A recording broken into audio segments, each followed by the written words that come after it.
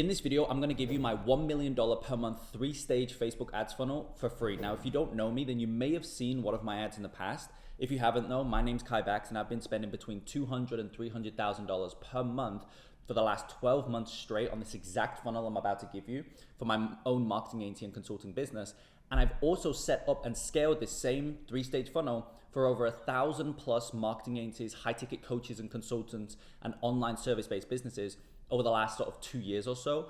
And we've gotten some pretty decent results. For example, Paul closed a 152K cash collected deal directly from this funnel at the end of just last week. And he's hitting 250K months with his creative agency. Lauren did 250K just last week and is on pace to do $1 million this month with her high ticket B2B coaching offer. Muntha from Social Synergy Studio here scaled from 7K a month to 105K a month in 5 months.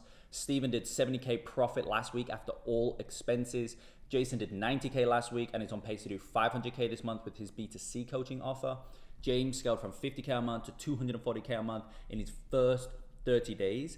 And on top of that, we've also worked with some of the biggest marketing agencies, coaches, and online service-based businesses in our industry, such as 7 Mile Media, Grow AI, The Draw Shop, Phase One Ventures, Graphic Zoo, Growth Shop, and the list honestly just goes on. And all of these clients, along with the 1,000 plus others that we've worked with, are in completely different niches with completely different offers and services, yet they all sign clients using this exact same 3-stage Facebook ads funnel. So let's jump into it. There's 3 stages, believe it or not. And stage 3 is actually the most important since it had the biggest impact on our results. It decreased our costs the most, and it actually increased our consistency of our results as well. Yet it's relatively unknown, or at least I didn't really fully understand it until I stumbled across it, if I'm honest. Let's start at the beginning. Let's start at stage 1. Stage 1 is the ad. With the ad, I want to start sort of high level, and then I want to go into more of the specifics in terms of tactics that you can actually,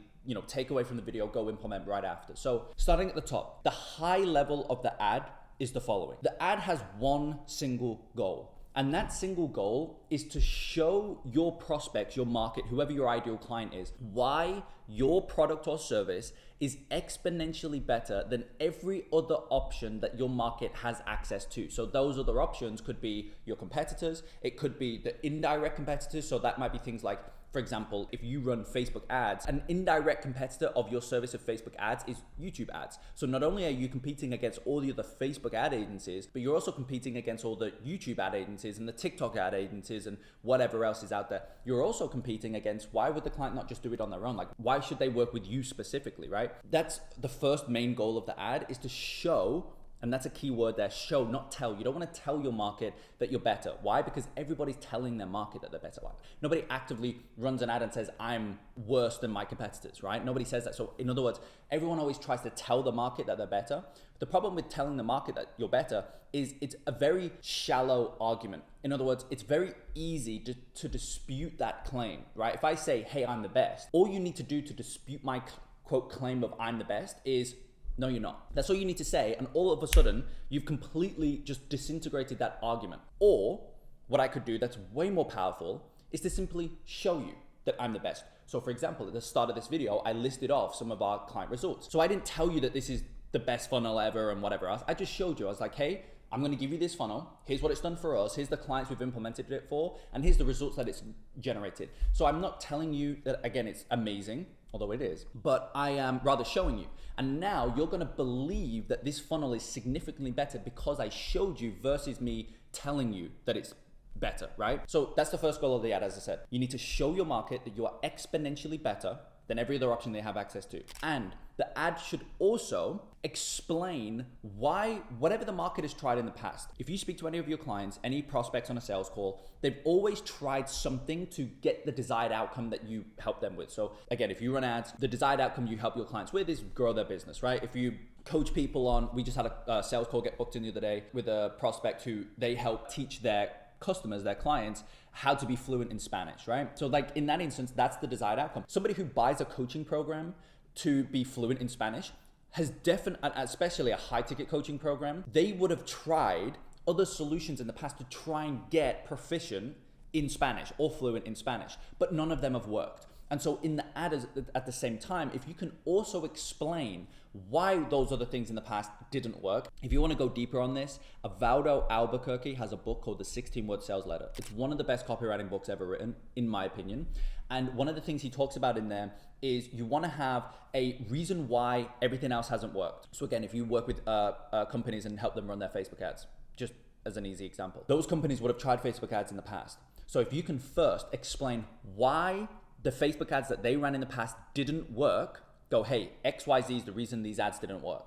Then it's really easy to position your services exponentially better, because guess what? All you need to do is speak to the inverse of the reasons why they didn't work. So Evaldo Albuquerque in the 16-Word Sales Letter, he uses the example of a sales letter that he wrote. It was some kind of like financial thing. The specifics aren't important. He gave an example of a offer that was in, as I say, the financial trading markets, right? And his reason why you've never made money in trading before was the following. He said, the reason why you've never made money is because you've always got into the trade after the news has been made public to the rest of the world. So when the news is made public about a certain company doing XYZ, that's when you make your trade. The problem is, by that point of the news being public, all the money has already been made. The information is already known, and so everybody's already sold the stock or bought the stock. The stock's already up high. You get in at the point of the money already been made, right? Because you're getting access to the news publicly. But what if there was a way that, actually, before I get into that, the really important thing about the reason why everything they've tried in the past hasn't worked, the really important thing about that explanation is that it makes sense. That's super important. So if I say, hey, the reason why your ads have never worked in the past is because of XYZ, and you're like, in your head, XYZ, that doesn't make any sense. Like, there's no way that XYZ is the reason why my ads didn't work. But on the flip side, if I go, hey, the reason why your ads didn't work in the past is because of XYZ, and you go, oh my God, that makes so much sense. Of course that's why. And in that trading example, that makes sense, right? It's like, if the news has already been made public, the stock's already gone up, then you buy in at the top, at the peak, of course you're not gonna make any money, right? Like, of course, yeah, that makes so much sense. And yes, that's what I've been doing, right? If that's actually what the client or the prospect has been doing, it's like, yeah, of course, that makes so much sense, right? So what if there was a way that you could, and then this is the quote mechanism, right? Or this is like why you're different, right? So what if there was a way that you could get into the trade before the news was made public, so that by the point at which the news is made public, you then are able to make all that money. You buy in at the low, and then the news is made public, then you ride that wave up, or you ride the wave down if you sell the stock, right? If you short it. And so that was his entire mechanism. Right? But you can see how the complete inverse of the quote reason why it didn't work, the inverse of that is the mechanism. The inverse of that is the reason why you're exponentially better. That's the easiest way to, number one, show. In that instance, I'm not telling you, oh, I've got this secret thing that's gonna, help you make so much money in stock. That is me telling you that it works. That is me telling you that, it's the greatest. But in that instance there, in the prior example, I showed you why this is exponentially better. And that's the key. You need to logically explain why your offer or service, product, whatever, is exponentially better than everything that they've tried in the past, right? So that's really the key goal of the ad. That's the key outcome of the ad. Now, I know your next logical question is probably, well, how do you actually do that in the ad? There's 3 key questions that you need the answers to in order to be able to do exactly what I just said. And by the way, just to reinforce and to restate the point, all of this is, I keep talking about the best method or the best option. It's the best method or option to achieve their desired outcome. So if you go into the market and you're speaking to an outcome that actually your market doesn't really care for that much, or at least it's not their number one priority in terms of the thing that they want, none of this matters. So you need to make sure that whatever the outcome is that you're speaking to is something that they genuinely want. So like, for example, with the Spanish coaching offer, being fluent in Spanish is the number one priority, right? It's not that they want to be able to order a coffee in Spanish or whatever. No, they want to be fully fluent in Spanish. That is their ultimate, biggest desired outcome. And it's the same for any other market. It'll be nice to get more leads, but I don't really want more leads. I want more money in my bank account, right? That's what everyone wants. Or I want more clients, or I want whatever it may be, right? So you need to make sure that you're always speaking to the specific desired outcome, like the main desired outcome that your market genuinely deeply wants more than anything else in the world, right? Now, how do you achieve this? So the tactics are the following. This is what we implement for every single client. Whenever I create a new funnel for our own ads or whatever it is, new ads, this is the process I go through. So the first question you ought to ask yourself is, what does my market really want? That's the first thing. And I keep going back to that because it's genuinely really important. So first question, what does my market really want? Or in other words, another way to ask this question is, if you was to ask your market, what do you want? What would 80% or more tell you? It's a very simple question, but not many people ask it, or at least not many people listen to the answer, because I see so many ads talking about stuff that I know their market just doesn't care for. And then they wonder why their ads don't work. So first question, what does my market deeply want? Whatever that is, great. That is the desired outcome. Second question, you got to ask yourself, what have they tried in the past to try and achieve that outcome? What have they done? Right? Because again, every market that you go after would have tried something to achieve that outcome. If they haven't, then you probably know that outcome maybe isn't their main thing, because there's certain things that I probably want if I was to think about it, and you would probably want, but you've not really taken a ton of action to try and achieve it. Because it's like, yeah, I want it, but like, I'm not really, I've got more important stuff, right?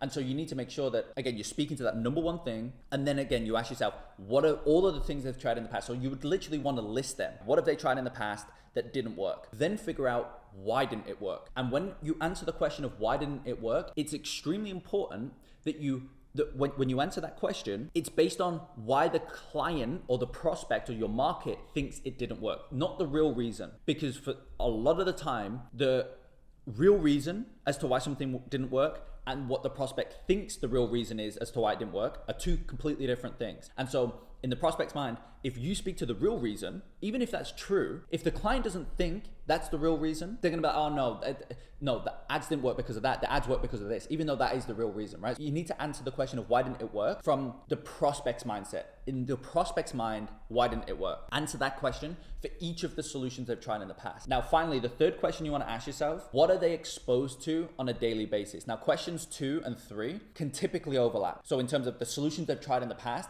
sometimes can overlap with the stuff they're exposed to every single day, right? But again, for an example, if the client has tried Facebook ads in the past and it didn't work, well, you need to explain, you need to understand that it's Facebook ads, and then you also need to explain or understand why didn't their Facebook ads work in the past. For question 3 though, what are they exposed to on a daily basis? Well, maybe now at the moment, they're seeing a ton of ads for TikTok being the new sexy thing. Well, you also need to factor that into your explanation as well, right? Because now they may in their mind think, oh, maybe TikTok ads are the best, but you don't offer TikTok ads, you offer YouTube ads as an example. You offer a completely different service. Well, you need to know that they're exposed to TikTok ads on a daily basis, so then you can also kind of explain away why TikTok isn't the best option for them and why actually, in your case, YouTube is the best for them, right? And again, when I say exposed to, like what sales messages are they exposed to on a daily basis, I mean, primarily ads. I mean, that's where they're going to see most new sales messages is ads, but also like even email blasts. If you go onto YouTube, there was a period last year where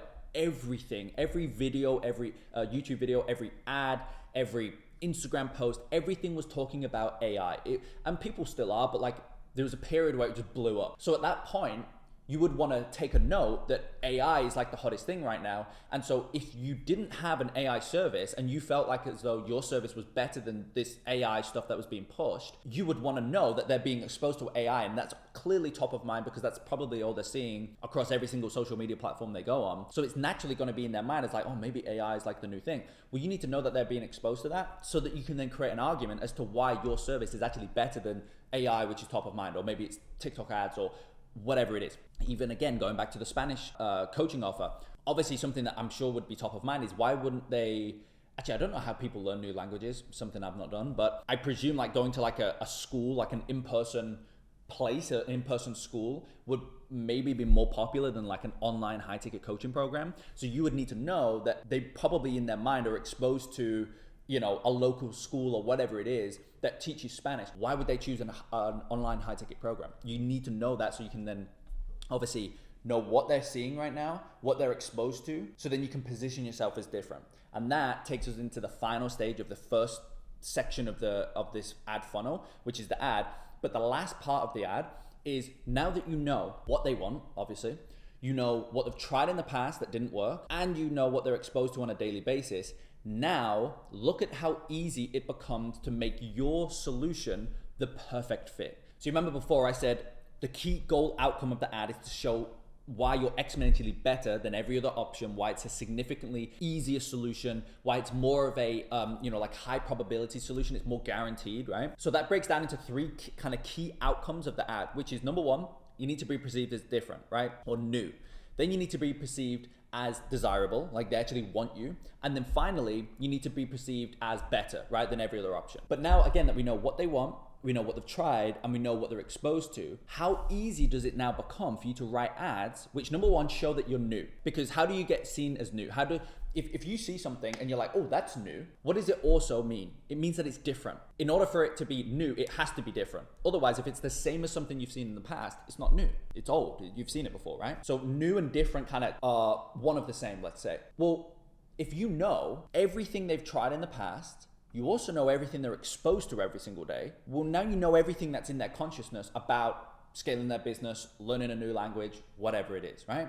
You know everything that they've seen, that they're aware of. Let's say that's in their awareness. You know everything they're aware of. So to write something that's new or different, it becomes very easy because you just write something that's not something they're aware of. Quite literally that simple. But you need all of that initial information to know what's new. If I know that you have tried Facebook ads, YouTube ads, and TikTok ads, and then you're aware of all of these other things, well, I can now write an ad that I know with certainty you've never heard of before. Then, on the desirable front, obviously you could be seen as different, but if it's just different and that's it, well, it's not really useful. It's like, oh, that's new, but like, I don't really care for it, right? So you need to be perceived as new and different first to capture attention. Then you need to be perceived as desirable. So it's like, it's different and superior. It's different and it's more desirable than every other option.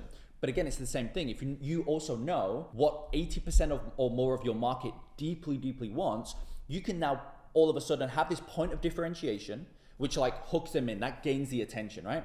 Then you can position that point of differentiation as a more efficient method to get the thing that you know they deeply want, which is whatever it is that's top of mind that we spoke about before, right? That was the first question. What do they want? Then it's what have they tried and what are they exposed to? Well, the new and different is really 2 and 3. Questions 2 and 3. What have they tried and what are they exposed to? You need to know that so you can position yourself, I should say, as new or different. So again, to recap, the first outcome of the ad needs to position you as better and new and better. Again, that's one and the same. The second outcome of the ad needs to position you as desirable, which again ties back to what's the core desire of your market. And then finally, the third outcome of the ad needs to position you as better. But when I say better, I more specifically mean this new thing that you've got that's different from everything else you've tried is the key to getting them their desired outcome, whatever that may be. But then finally, you need to explain why it's exponentially better than every other option, right? Or in other words, that's where the explaining why what they've tried in the past didn't work, right? So it's like, hey, here's why XYZ in the past never worked for you. And so here's what we do instead. That's where that inverse comes in that I was talking about before, right? Between the problem and the mechanism. And when you have all those three things in place, the ad becomes it's called a slippery slide. That saying is originated from a great copywriter. He has a book called The Adweek, Joseph Sugarman. And in that Adweek book, he has a quote where he says, your marketing should be a slippery slide. Or in other words, if you think about a slide and you put oil on the slide and it's a metal slide, once you get onto the slide, you can't stop, right? If it's all oiled up, you can't stop. You're just gonna fly down the slide, no matter how bad you wanna get off it. And that's really what your ad should be. When somebody starts reading the ad, they should not be able to stop consuming the ad because it's like the whole thing of every line sells the next line or every sentence sells the next sentence. From start to finish in the ad, that's how it should be structured. It should be like a slippery slide. And this does that. Because you're speaking to something that's new, something that's going to get their ultimate desired outcome. In other words, if you accurately identify what the ultimate desired outcome is, it's the most important thing in the world to your prospect. So if you're presenting to the market a new thing, whatever that is, and you explain logically in a way that makes sense, like I was saying before, why it's exponentially better than everything that else have tried, and why it's really the key to that ultimate desired outcome, what's the prospect gonna do? They're gonna click the ad. Period. Really, ultimately, the goal of the ad is to get qualified prospects to click. That's what you want to do. And this is by far the best way to get qualified prospects to click. Now, one final note I want to make on the ad section, and then I'll move into stage 2 of the ad. I'm actually going to share my screen here and show you our exact funnel. If you think about those 3 key outcomes, new, desirable, and better, there is one lever that you can pull that hits on all 3 of those key outcomes in one fell swoop. And that lever is results and or proof. If you have crazy results and crazy proof for your offer, you're immediately perceived as different because nobody else in your industry has that level of result, if this was the case. Now, if you don't have results, it's not the be all and end all, but if you do, this is why it's so important, because if you have results that are bigger and better than everyone else, bigger and stronger than all of your competitors, like we do, no other competitor of ours has more results and bigger results than we do. So that's why you'll probably see in a lot of my ads, I primarily just talk to our results because they immediately perceive us, position us, I should say, as new and different, because like, oh my God, I've never seen, the prospects are like, I've never seen any other company with this volume of results before, or this size of results, right? So you're immediately positioned as new and different from everyone else. Secondly, you're of course perceived as more desirable. Results are a proxy for predictability, essentially. So if somebody says we have this one funnel has generated this result, and they just keep going and these results are crazy, right?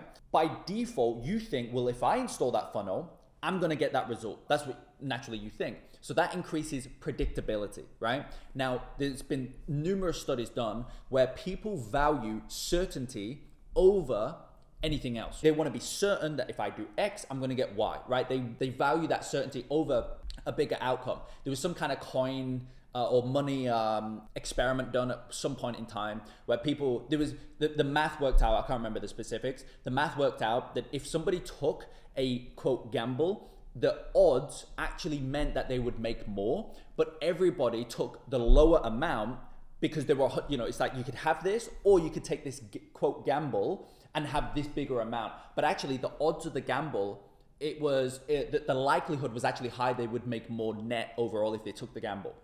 But because it was a gamble and it wasn't 100%, everybody took the lower amount. So people value certainty more than they do, like a bigger amount or a bigger outcome, right? And that's exactly what results do. They provide certainty. So naturally, as I said, because the results provide more certainty, it makes your product, your offer, etc., more desirable by default. And then finally, if you think about the last key outcome of the ad, which is better, why are you better? The results also show that as well, because by the very nature of them never seeing results this big or this many results before, they naturally just believe that you're better because they're like, oh my gosh, I've never seen anything like this before in terms of the results. So naturally you're perceived as better. So that is the one thing that I just really want to point out. That's why results and proof is so important, because it hits on all three in one fell swoop, nice and simple. So that's the ad. Now, this is by far the biggest part of this video because the ad is the most important part of the entire funnel. If you get the ad wrong, it doesn't matter these next two things. Now, I want to be clear, if you get the ad right, you need these next two things, particularly the third one that I mentioned before. That's what's going to really scale this funnel up for you. At least that's what scaled it for us, provided us the biggest breakthrough, because we always had great ads. But when we did this last thing, it really took it to the next level. But you need great ads. That's why I've spent so much time on this first section. And a lot of the time as well, just so you know, another thing, people always try and find the best script or the best framework. There's that whole like AIDA thing, like attention, whatever it is. I don't put any thought to that. I simply think in terms of outcomes. Just like I've been speaking about in this video so far, I only focus on outcomes. What are the outcomes I'm trying to achieve? Then it gives you the freedom to create tons of ad variations that, as long as they produce those outcomes, it's worth a test, right? And I've always found, for me, that's allowed us to have way better ads than our competition, because everybody else is running the same framework, the same script, it sounds the same. And when you think about the key outcomes of the ad, which first things first is new and different, how on earth are you meant to be perceived as new and different if you're running the same script as everyone else? It just completely is disconnected from what you're trying to achieve with the ad. So I never do scripts or framework. I always rather focus on the outcomes and then just figure out what's the best way to achieve that outcome. That's my mindset. Okay, let's get into stage 2, which is the actual funnel itself. All right, so with the funnel, you can either use a VSL or a DSL.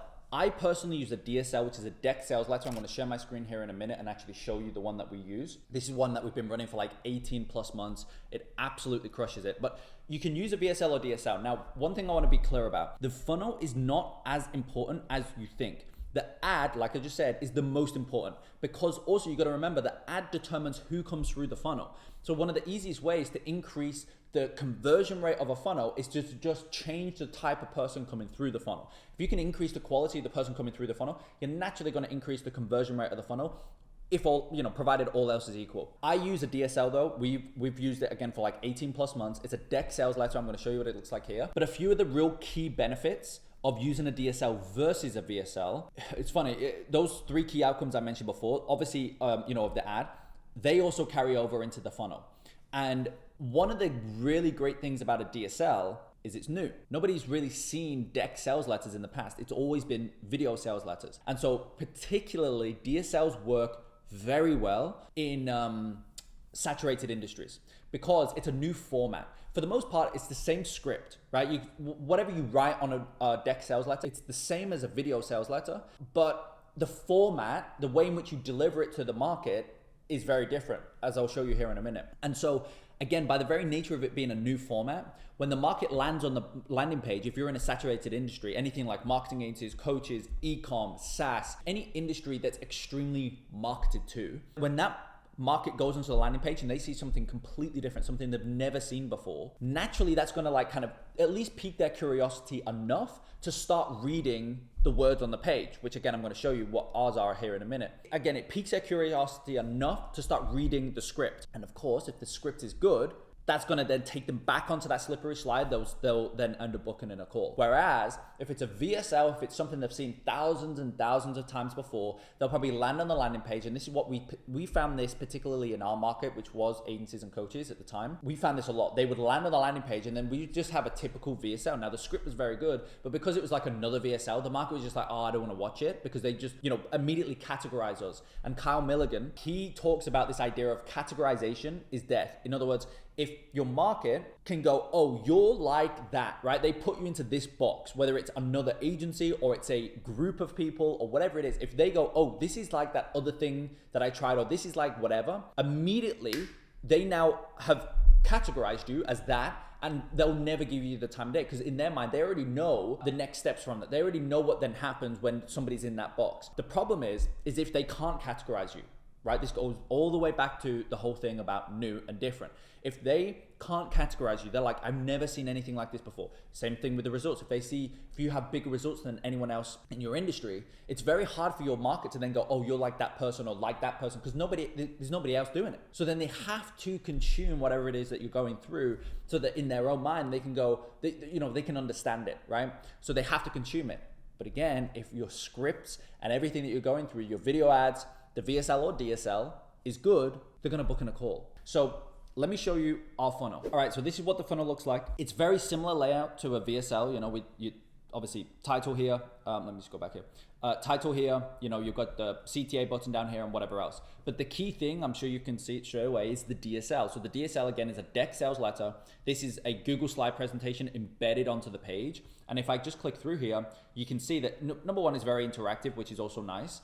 But it's the new format, right? Now the scripting is pretty much the exact same as what would be said in a typical VSL. You can see here, we start off with obviously the offer. We kind of reinforce who it's for, who it's not. We also now work with online service-based businesses as well. So this is, we need to update this, but and then we go through and we essentially start to speak to our point of differentiation, why what we have is exponentially better. And if I actually show you some of this as well, I think it will be important for you to see. So kind of go through what it is that we do. And then I go straight into results, personal results as well, which is I think a really important part of it. A lot of our market, they try and help their clients do X, Y, Z, but they've never done anything themselves. Whereas what we do is everything we do for our clients, we do for ourselves. For example, we run DSLs for our clients, but we've ran this DSL for the last 18 months, so that's a really big point of differentiation, right? I mean, I won't go through all of this because there's a lot to it. I think there's 64 slides here, but this, you can see here our results. These are relatively old. We've got way more now, and then I go straight into obviously CTA, and then really then dive deep into, okay, as I literally say here, if you'd like some insight on how this actually works, keep reading. And then I go into our mechanism and I really explain why what we do actually works. And it goes back to that thing of showing, not telling. I don't tell my market that we'll get you results and just trust us and it will be fine. No, I actually show them how what we do works. And also, again, like I said before, why what they've done in the past, why all the other, every other time they've ran ads or whatever it is, why that didn't work, why they lost money and whatever else. And then the inverse of that is really what it is that we do and why what we do actually works. And the really key goal with the funnel and the ads and even the sales process as well on the actual sales call, the key is to create epiphanies in your prospect. I found that if you can create a strong epiphany in any prospect, they will usually, the close rate on those prospects is like 90% plus. Because if you think about it, if you watch a YouTube video or you have a sales call with somebody or you see an ad or whatever it is, you consume some piece of content from somebody. If after consuming that piece of content, you then have this like realization, you're like, oh, like I can now see why everything I tried in the past didn't work, or I can now see what, like, yes, this is what I need to scale, right? If you have that realization, it's an epiphany. And for the most part, if for example, if you watch this video, hopefully you've had a couple of epiphanies by watching this video, that would be great. But if you watch any video, I know with myself, if I have an epiphany by virtue of watching XYZ's video or being on a sales call with somebody, I'm probably gonna put a lot of weight on their word moving forward. And it's the same thing on a sales call. If a closer or a salesperson can create an epiphany in the prospect, they're gonna look at that salesperson as like, oh my God, you guys like have the keys. You guys know what you're talking about. This is amazing, I'm buying. You know what I mean? And it's the same thing in the ad with booking the call. They'll be like, oh wow, this makes so much sense. I'm booking in a call, right? And so that's really the big outcome that I've personally found of that whole thing of, you know, explaining away why what they've tried in the past has failed, and then showing all again the inverse of that being what it is that you do. It creates epiphanies, and the market just goes, oh, that makes so much sense. I get it. I understand it. I need to book in a call with these guys. I need to work with these guys. Happens all the time. So that's what really this DSL is aimed at doing. And then obviously naturally from there it just goes to schedule a call. Now it goes to this type form, and that is the third stage of the funnel. Now, just before I get into the third stage of the funnel, I do want to say, if you go to scaleclients.io/AI-DSL, you can see it there at the top. That'll take you to this page, so you can read through it in your own time. I don't want to, you know, again, read through it, but if you read through this, read through it with the 3 key outcomes I mentioned before: new, different, better, or technically it was desirable second, then it was better. If you read through this DSL with those 3 key outcomes in mind, you will see that all throughout. You'll be able to almost like look past the words and think about what is this word or this slide really trying to produce. And for the most part, every single slide is trying to achieve one of those or multiple of those 3 key outcomes at all times. And that's also how you can kind of self-review your own copy by writing the copy. I do this all the time. I write the copy and then I'll go back through it either later that day or the next day when I've got a fresh mind, and I'll just think about the key outcomes I'm trying to achieve. And then each line that I read of my own copy, it's a really good way to self QC, almost self-quality control. I read each line and I ask myself, how is this proving the point that we are either new, different, desirable, or better? And certain times, it happens a lot actually with myself, I'll delete a ton of stuff because I'm like, yeah, that doesn't achieve that outcome. That doesn't achieve that outcome. That does, that's great. Or maybe I could tweak that and that would better show us that we're different or new or whatever it is, right? And so it's a really good way, just as a side note, to self-QC. So that's the funnel. So the ads that I just talked about there drive all to this funnel. Now, as I say, when they go to this funnel, they'll click schedule a call and they go to this pop-up. Let me now go into stage 3. And this was the one that I would say had the biggest impact because we already had really good ads and a really good funnel. We then did this third one. This blew everything out of the water. I couldn't believe how much of an impact this had. So let me explain.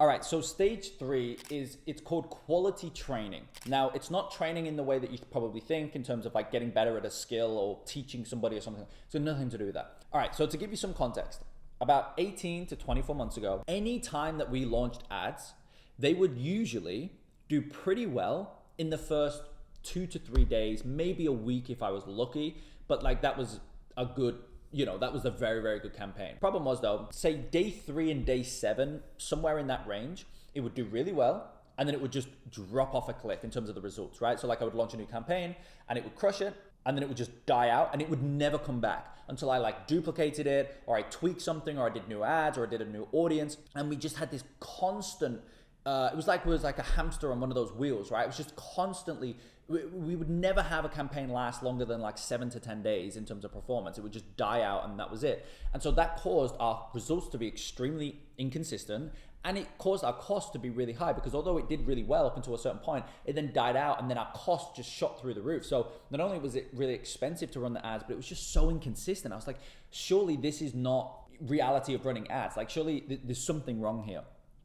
And at the time, I was also running ads to audiences that were hyper targeted to try and get qualified people to come through the ads, right? And obviously we was going after a relatively specific market, which is marketing agencies or coaches above 25K a month.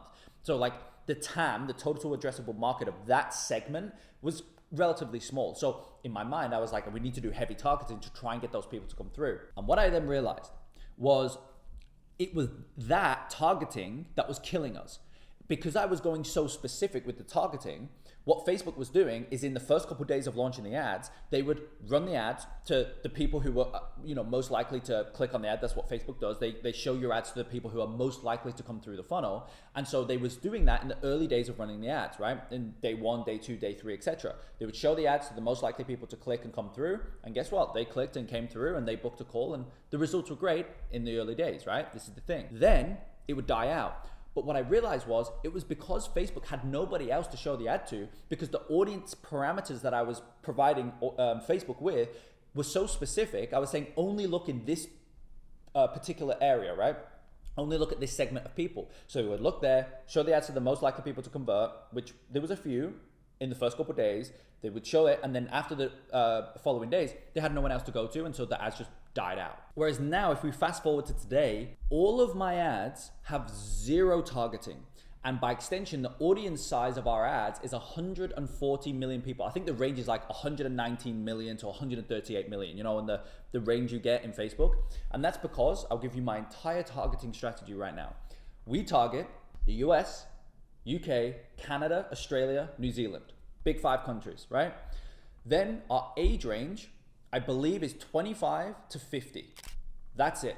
And so that, if you do that, if you go into Facebook right now, you'll see that produces, again, it's like 119 to 138 million size audience. And here's the kicker.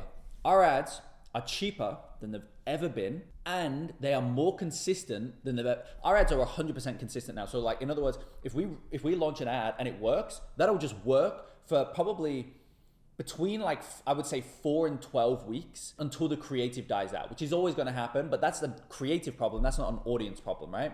And the range between 4 and 12 weeks is really dependent on, obviously, number one, how good the creative is. Like you might have a good creative and then have a great creative. The great creative is going to last longer than the good creative, and also the volume of spend. So obviously, the more you spend on a creative, the quicker it's going to die out. But again, that's a creative problem, right? It's not an audience issue. So from the audience perspective, every single ad set in our ad account is running to the broad audience, and it works consistently all of the time. Yes, it's on different creatives, but every single day we're usually getting it kind of ranges, but it's usually between like 200 and maybe 300 cost per call on a daily basis, right? Maybe it's probably 300 is a bit over the top. It's probably 2 to 250 cost per call per day, right? And every single ad is running to a completely broad audience. Now, here's how we've made this work. And this was the biggest breakthrough that we had, again, as I said before, in our ad account. So the way in which we've made it work is we now have quality data training the Facebook pixel. In other words, at some point in the funnel, before the event you're optimizing for gets triggered, you need to have a split pathway in which one of the pathways qualified people go down and the other pathway, non-qualified people go down. And of course, down the pathway in which the qualified people go down, that is where the event in which you're optimizing for on Facebook gets triggered. Now, what's really important about this is that for most of you, I'm sure you'll know, Facebook, the way in which they optimize the ads over time and whatever else, Facebook looks at who, if you launch an ad and you optimize for schedule, as an example, Facebook will look at who's triggering the schedule event, and then they will go and find more people on their user base that look like the people triggering the event, because Facebook goes, oh, these people are triggering the event, you're optimizing for that event, so I need to go find more people like that. Because obviously you got to remember, with Facebook, they have 2 key goal outcomes for their entire users. Number one, to get advertisers to continue to spend money. That's how they make the money. And number 2, keep their users happy. And so if they see this ad is generating leads or schedules or whatever it is the event you're optimizing for, if this ad is generating leads, it clearly means, number one, that it's making the advertiser happy because they're generating leads and that's what they're optimizing for. Great, they're going to keep spending with us. Also, if this ad is generating leads and then Facebook looks at those leads and goes, okay, this ad is generating leads with these people, clearly those people like to see that ad, or they want to see that ad because otherwise they won't opt in. So it's resonating with this type of person, right? Okay, great. Facebook then goes, well, let me go find more people like that because it's clearly resonating. And if it's resonating with those people that are opting in, they clearly like it. And the advertiser's going to keep spending because they're making money. That kind of ticks off Facebook's 2 key goals. And so that's how Facebook optimizes the ad over time. Now, here's the thing. If that event, whatever it is you're optimizing for, leads, purchases, if you're in e-com, whatever it is, if that's being triggered, I should say, by people who are unqualified, guess what Facebook's going to do? They're going to go and show your ad to more unqualified people. On the flip side, if that event is being triggered by only qualified people, Facebook are going to go and do all the heavy lifting for you by finding more qualified people. And here's the thing, going back to the audience side of things, if you have a very strict, tight parameters on your audience targeting, Facebook physically cannot look outside of those parameters that you gave it because you're telling it only look here. They're not going to go, unless you have like the Advantage Plus, like a audience expansion turned on, then yes, they will now go and look, but I don't use that. For the most part, they're only going to look inside those parameters, so they're kind of very limited. They can't do anything. On the flip side, if you just open those up like we now do, they have their entire user base that are inside of, in our case, the countries we target and the age range we target. But there's 140 million people, as I said, that they can now go and look at. And because our events are triggered only by qualified people, again, they now can go and find in their 140 million user base, more people who look like the people that are triggering the event. Now, of course, if you're optimizing for leads, okay, which we don't do leads, because our market doesn't opt in, they don't like leads. They're very aware of what's going to happen if, they opt in. They know they're going to probably get called up. They know all this stuff, so they don't opt in. So we don't run leads. But if you do run a lead opt-in, which we run for majority of our clients, by the way, it definitely works the best in non-saturated industries. If you run leads, then obviously you can achieve this 2-split pathway with conditional logic on the lead form, right? Because on the lead form, you can ask a question on conditional logic specific lead form, on Facebook lead form, you can ask a question that is related to something about quality. So, obviously a very common one is if you go after B2B, some kind of B2B industry, you can ask what's their revenue, right? So are you an XYZ type of company doing more than 50K a month? This is very simple. Then if they say yes, they can become a lead. That lead then triggers the event, but it's only if they say yes to that question. Now, of course, you get some people who lie. That's sure, that happens. But majority don't lie. They'll say yes or no. And so if they say yes, they can obviously then become a lead. That lead then triggers Facebook. They go find more qualified people. Everyone who says no goes to a page that's like, sorry, we can't help you, or whatever it is. The problem is that's a very easy example. The issue is obviously when you don't run leads and you go straight to, in our case, this page right here, as you can see, we run our traffic straight to this page, no lead opt-in. Well, then what we was finding before this is we would then run ads to this page, then people would click this schedule a call button here and they would go straight to this page, which is our booking page, right? If it loads. So they would come straight to this page and they would book a call. And the problem is there was no conditional logic earlier in the funnel. And so we was getting people booking a call that weren't qualified. And of course now our schedule event is linked or triggers on our thank you page. So we was getting random people book a call, which was triggering the event, which then Facebook was looking at those people. And then they were like, oh, we need to go find more people like that. They were unqualified. So then they were sending us more unqualified traffic. And so that was why in the early days, I had to limit our audience. I said, only look in this area, because I knew if we went broad, and I tested it a ton of times, we went broad and then they would go and look broad for all these other people that weren't qualified. So I had to compensate for that by just going to a real small audience, just only look in this area. And if they weren't in that area, they wouldn't, no one would come through, which increased the cost, right? Whereas now what we do is as I showed you before, we go to this Typeform pop-up, right?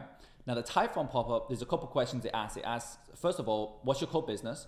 So if somebody selects other, I'll show you the page they go to. So they go submit here. They then go to this page. They can't book in a call. They can't progress to the next step. And the schedule event doesn't fire. Super important. So if somebody doesn't have the type of business model that we help, they can't book in a call, which is perfect because we don't want our pixel to be triggering on any other business model outside of marketing agencies, coaches, and online service-based businesses, right? So if they select other, they then go to the page where they can't book in a call. However, if they select one of these two, they can obviously then progress to the next step. Let me just fill this out really quick. Then they come to this question here, which is revenue. The same exact thing happens. If they select below 10K a month, they go to that same page I just showed you, which is like, thanks for your interest, whatever. If they select any one of these questions, they can then progress to the next question, which is just asking about that cool business. This doesn't have conditional logic built in. What does though is the revenue question and the business question. So then when they fill out this, they then go to submit. But remember, the only way they can come to this page now is if they selected that they have a business model that is like the one that we help, and that they're doing more, in this case, than 10K a month in revenue. Now that prospect can go ahead and book in a call, and then they redirect to the thank you page, which is then where the schedule event fires. Now, Facebook is, the pixel is only being trained on data that's actually qualified, like genuinely qualified, based on our specific parameters. Now, of course, you can say anything you want in those questions. So whatever your parameters are, you can add them into those questions, and then your pixel is getting trained on qualified data. That's how you can then run to those broad audiences. Going broad and training the pixel on with quality data is by far the best way to scale your ads, because as I said before, now our ads are so much more consistent. We're at like 4 times the budget that we were, when it wasn't consistent, and our costs are way cheaper. So it's more consistent, significantly cheaper, and we're spending a ton more. It's like the holy grail of marketing, and it's all because of that conditional logic. And the final benefit that you will experience from this is that actually remember how I said before, days between 3 and 7, it dies out. Well, what I've now found is the longer you leave the ad running, the better it gets, because Facebook gets smarter and smarter and smarter on who's qualified and who's not, because it has more data to optimize around. And again, that data is actually qualified. So it gets smarter over time, which allows you to run your ads for way longer, because it then finds more qualified people at a cheaper cost, because it gets smarter and it has more understanding and knowledge. And again, who's qualified and who's not. So it's the complete inverse to what used to happen, where the costs were high, inconsistent, etc., and die out every 2 minutes. Now, as I say, it's the complete inverse. So hopefully you found some value in this video. If you would like me and my team to come into your agency, coaching business, or online service-based business and run your ads completely done for you and scale your revenue, there'll be a link somewhere in the description. Click it, book a call with us. We can have a conversation, see if we can help. If not, no problem. Make sure you subscribe, and I'll see you in the next video.